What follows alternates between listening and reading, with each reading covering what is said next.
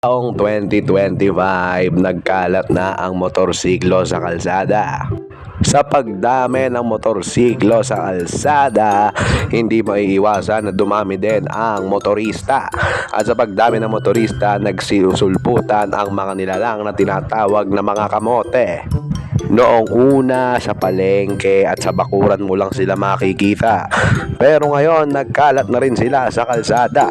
Pero mga kaibigan, paano na nga lang naman kung sa isang pagkakataon hindi mo masabi kung sino ba talaga ang kamote?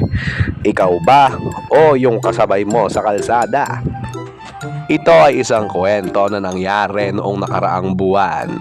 Hindi ko na masabi kung anong date pero nangyari ito noon. Umagang umaga. Kailangan kong pagupitan ng aking pinsan kasi nga mahaba na ang buhok niya.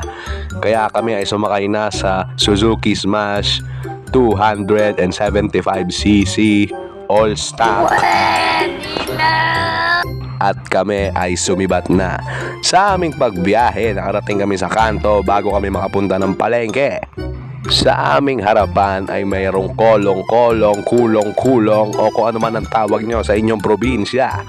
Ngayon, ang nangyari mga kaibigan, si kuya, umamba siya, naliliko sa kaliwa. So nagkaroon ng space sa kalsada. So malakas na ang kutob ko na siya ay liliko na ng kaliwa.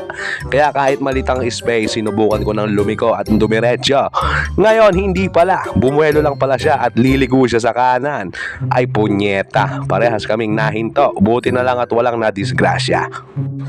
Ang mukha ko ay galit na galit. Ang mukha ni Kuya ay galit na galit din.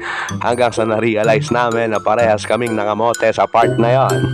Hindi na kami nagsalita, ayaw namin mag-road rage at kami ay sumibat na sa kanya-kanya naming destinasyon. At habang ako ay papunta ng palengke, ako ay natawa na lang. Dahil naisip ko, sino ba talaga ang kamote? Ako ba? O si Kuya? O baka naman parehas kaming kamote? Kaya tandaan nyo mga kaibigan, sa inyong pagmamaneho sa kalsada, magdahan-dahan, huwag padalos-dalos para hindi kayo matawag na isang kamote.